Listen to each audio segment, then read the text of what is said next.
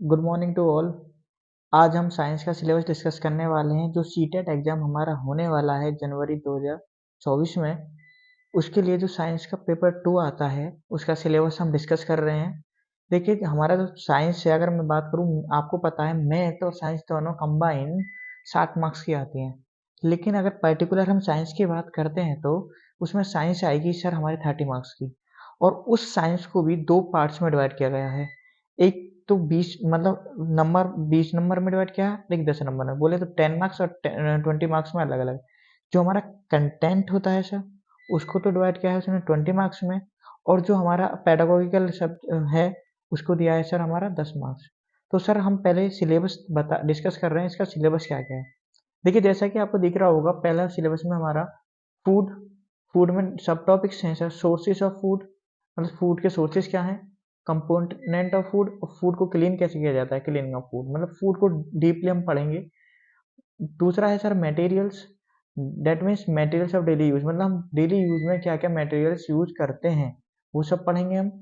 और सिलेबस के अकॉर्डिंग ही तीसरा टॉपिक है sir the world of the living. जो वर्ल्ड है हमारा लिविंग, मतलब लोग वहाँ पर कैसे रहा जाता है, क्या है लिविंग थिंग्स, जैसे तुम्हें पता फोटोसिंथेसिस की रिएक्शंस वगैरह कैसे होती हैं, सब चीज़ें ये सब पढ़ेंगे। Moving things people and ideas, अगला टॉपिक हमारा ये है। Next topic is how the things work, और चीज़ें कैसे वर्क करती हैं, एक ये है। और सर आगे भी हमारा एक नेचुरल फिनोमिना हुआ। क्या हुआ sir? Natural phenomena, natural resources, ये सब। और जो मैं 10 मार्क्स की बात कर रहा था सर, वो आपको नीचे दिख रहा होगा पेडागोगिकल इश्यूज में। जैसे कि इसमें सब टॉपिक्स दिए गए हैं, कौन कौन से टॉपिक्स होंगे हमारे। Nature and structure of sciences, nature science और aims and objectives, understanding and appreciating science, approaches या integrated approaches, observations, experiment, discovery मतलब method of science, innovation, text material aids, valuations, और सर प्रॉब्लम्स एंड रेमेडिकल इश्यूज। मतलब mostly अगर science की syllabus की बात करें यही है।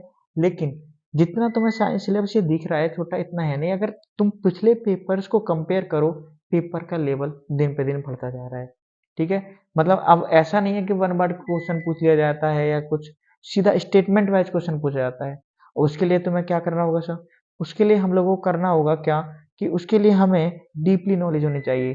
जैसे कि आपको पता है कि इसमें हो क्या रहा है, कि पेपर सिलेबस जो दिया जाता है वो 6 टू 8 दिया जाता है।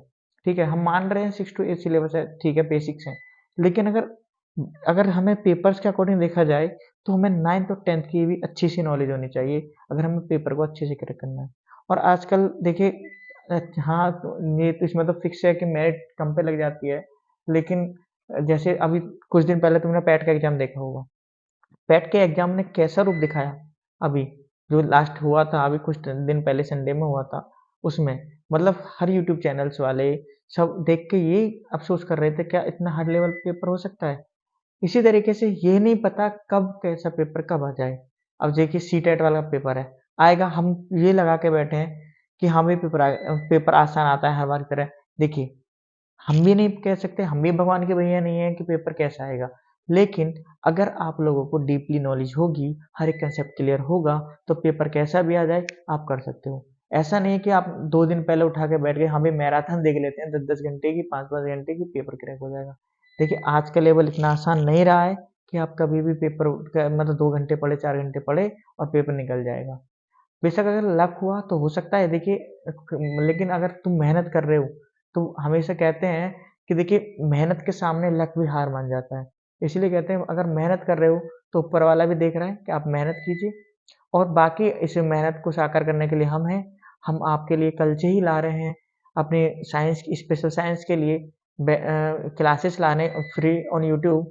और मेरा चैनल है सचिन डायनेमिक क्लासेस, इसलिए please just subscribe my channel and press the bell icon. Thank you for listening me.